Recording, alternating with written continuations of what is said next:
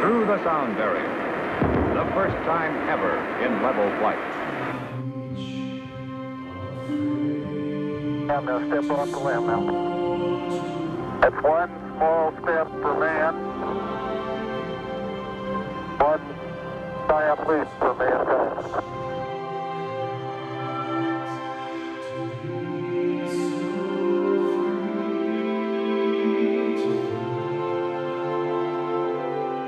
The state of our fully integrated Air Force today is a pretty good indication that we did a good job.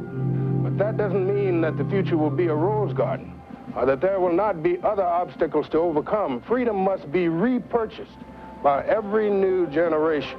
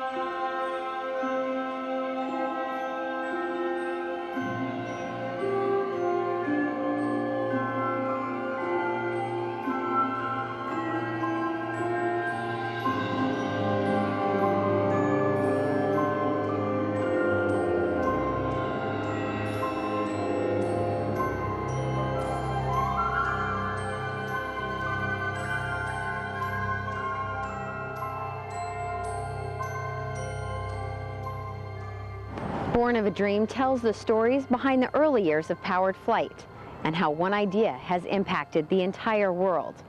Now we will tell you the stories behind the musical, how a couple hundred Air Force musicians made history by telling it. Our story begins here, a historical Hangar 2 on Bolling Air Force Base in Washington, D.C. And just like the history of powered flight, every moment in this musical has a story behind it. As you go through writing something like this, the script, very well written by Major General Brooks, retired, is historically accurate to real history. We have fictitious characters also that represent real people in some cases that, if you will, are more symbolic in the larger scheme of things.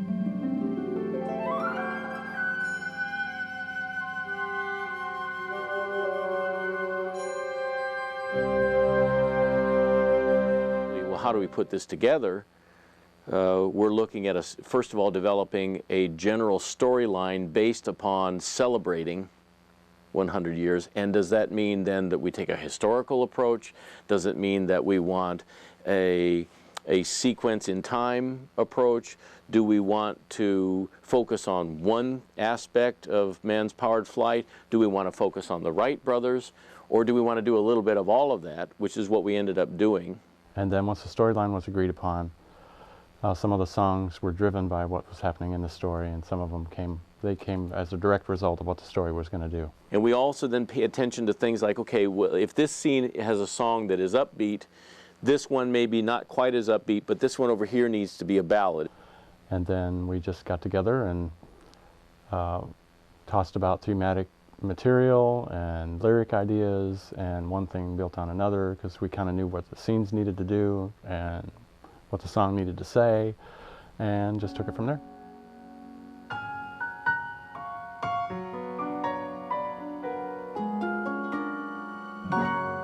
Meet the composers, Master Sergeants John Bliss, Bob Thurston, Alan Baylock, and Senior Master Sergeant Larry McTaggart. They are all arrangers for the Air Force Band. And like the childhood of aviation, there was mixed emotions about the project. I didn't want to do any of this. I really didn't. I got to be honest. Why should I fly? Yeah, right. And this is the first time that we actually got together and collaborated and got sort of into each other's heads, so to speak, in trying to create musical ideas and work with musical ideas, in addition to writing song lyrics, which was fairly new to most of us. Not totally unlike what the Wright brothers had to do when they were very expert bicycle mechanics, and they had to transfer that knowledge to a different type of problem. And that's kind of what we've been wrestling with, both the musical challenge is taking something that we know really well and applying it to some area that's a little less well-beaten territory for us, and also learning the whole process of working together. At certain moments, it started to get better, and then I started looking forward to meeting and writing together. And then it was to the point where I would be getting goosebumps as we were around the piano. Fabulously gifted folks in there. Those men are brilliant, and they have truly brought this thing to life. We're very blessed that they are members of the United States Air Force and making a contribution in this way. The history of flight is so checkered with different people and backgrounds and cultures and experiences, and the arranging staff here has managed to create music that really represents that sort of tapestry of history and experience.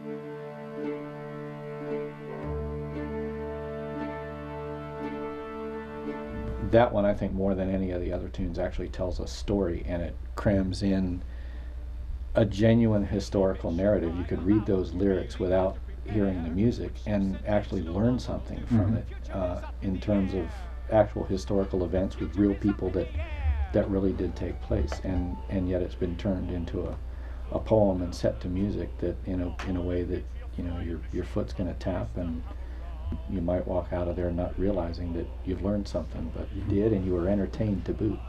That was a fun one for me to be involved with you guys in too, because it felt like as we went through several drafts of it, and it seemed like we got progressively more into the characters on both sides of the argument, both Billy Mitchell and everybody really being overstated and a little bit obnoxious, but really stating their viewpoints and making a real dramatic case. You know, what could be more exciting than having this big confrontation where you blow up this battleship? Yeah, right. And I could just feel myself as we were working on this, just getting more into that character when we were personifying Billy Mitchell, getting into Billy Mitchell, and then getting into the Admiral standing on his deck, and you know, you're not going to touch me, and just seeing those characters evolve and being part of that and kind of helping them take shape musically was a lot of fun.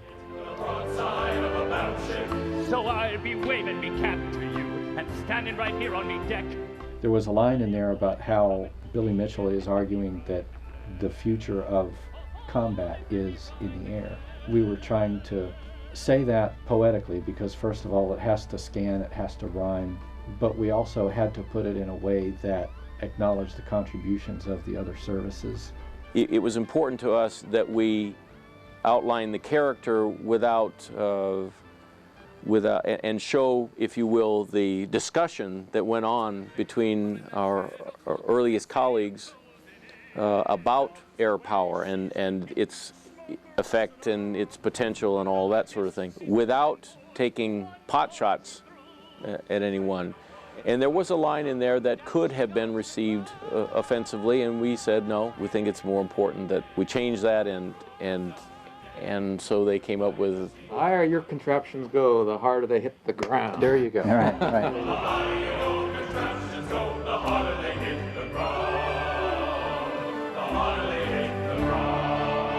It took a long time to get to that line because I think that just that particular spot in the song was presented 2 or 3 times, and you know, the guidance was, that's not exactly what we want to say, that's not how we want to say it. Well, that's part of the challenge too, is when you're in the outside world and you're writing for pop artists, they want to make a statement and they don't care about offending people, and in fact they in some ways want to, because it'll draw attention to themselves and advance the agenda of what they're trying to say, whereas here we have to speak not only for ourselves and our characters and what they might actually say in real life, but we have to make sure that that's in touch with the values of what we're representing. wonderful to see a number of the parents in the band bring their youngsters and work school schedules, and the entire month of August, which would have been normally a vacation month for the kids. They made that extra sacrifice in coming in the afternoons and working into the evenings with the cast here and our director. And a bird named Cuckoo. Here's an interesting fact. Cuckoo started out as a hand puppet and grew, literally, in the rehearsal process. When it came time to look for a director, they wanted someone who could teach the children and band members alike, with a positive, respectful attitude. And they found him.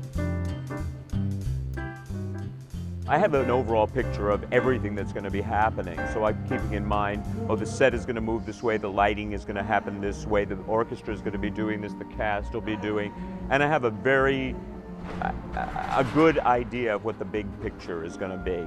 And then, in each individual rehearsal, I have to focus in on the specifics of this is going, okay, this specifically is happening at this moment. And then I basically start to color it in. Baby, the red, white, and blue, from coast to coast. To help the cast see Jamie's vision, Technical Sergeant Kristen Foley was assigned as his assistant. And Kristen then is right by me to actually recall what the creative process has brought out of me. Because sometimes I'm having to really dig deep into envisioning all of the departments working at the same time. Foley was also responsible for teaching the dances to cast members. This was especially challenging because many of them had no dance experience. We do it so often, and he's really good at rehearsing us. They've made it difficult enough where it looks like it's, you know, it's very impressive to see to the folks in the audience, but yet for those of us who have needed some extra help, they've been very supportive of us and given us the extra attention. We call it remedial dance class. The choreography he was able to teach them, and the energy and the precision that he was able to get from them, I found remarkable.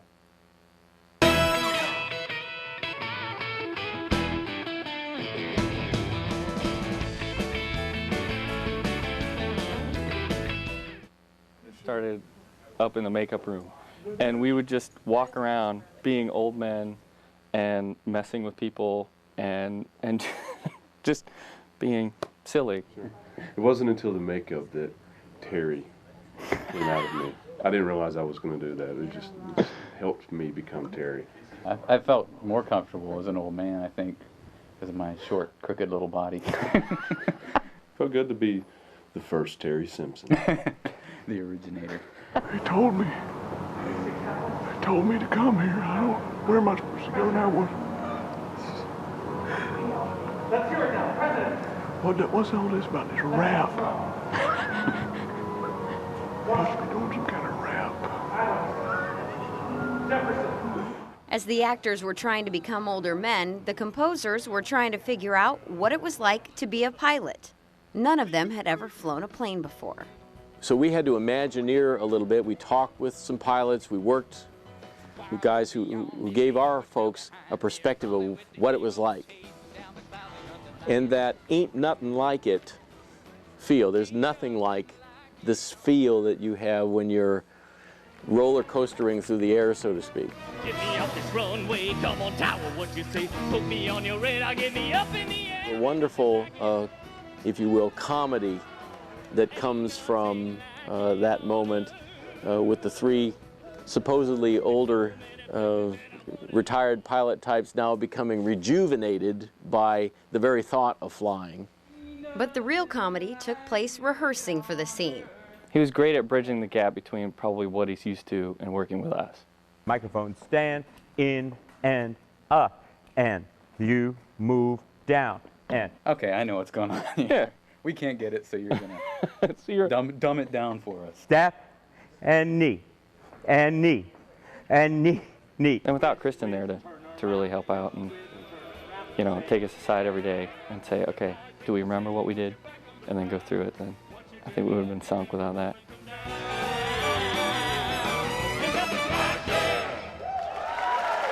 The number, for me, just steals the show. Many band members say there ain't nothing like being a musician in the United States Air Force Band. And once assigned here, they'll spend the rest of their careers in Washington, D.C. During that time, they'll have the opportunity to do what they love, which is share music. Not only to entertain fellow airmen, but to use the force behind their music to address issues that go beyond the blue. She has the opportunity to sing about her grandfather, who was a Tuskegee Airman, and his desire to fly. He didn't want to be bogged down with all the resentments maybe and prejudice that he had to endure as a Tuskegee Airman, but his heart's desire was just to fly and be a part of, you know, defending our country. There's so many things within 100 years of powered flight to cover that you can't cover them all. But the Tuskegee Airmen and their story and their message transcends flight to all of humanity. The symbolism in that word fly, in Let Me Fly, is indeed very powerful. It goes beyond actually taking wing. It also takes in kind all of humanity. I think out of all the songs, that was probably the one that had the most occasions where we just went, well, let's work on something else for a while and come back to this. We worked over so many times trying to get just the right lyrics. Right. And handle the material sensitively so it could speak for both the Tuskegee Airmen and also be broader and more universal and speak for all humanity. And trying to find out just how to mesh that and get it to work on two levels that way was really a struggle, because we had specific content we wanted to communicate, but then we also had a larger image we wanted to project.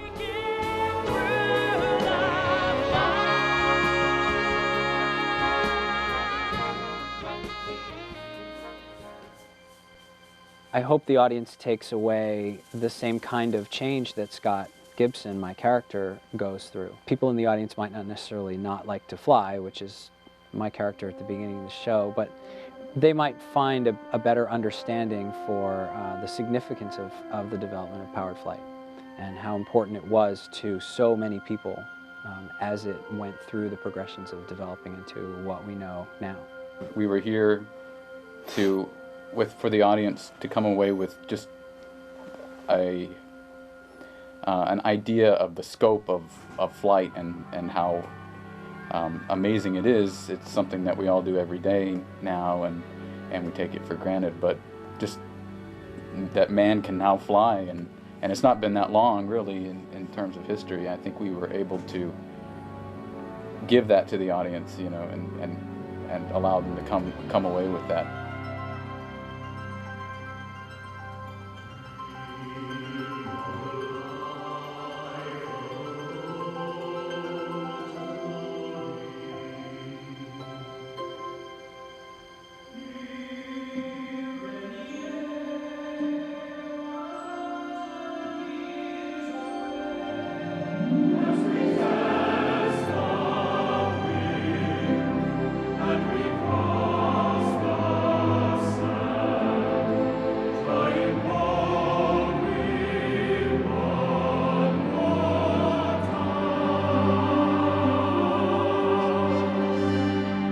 At the outset of this project, when we looked at what we had to do and the magnitude of what we were up against, it just frankly looked like an impossible task. And it's felt that way at various junctures along the process, but I have to keep reminding myself that I'm surrounded by brilliant people, and we kind of don't let each other get stuck in a rut too long.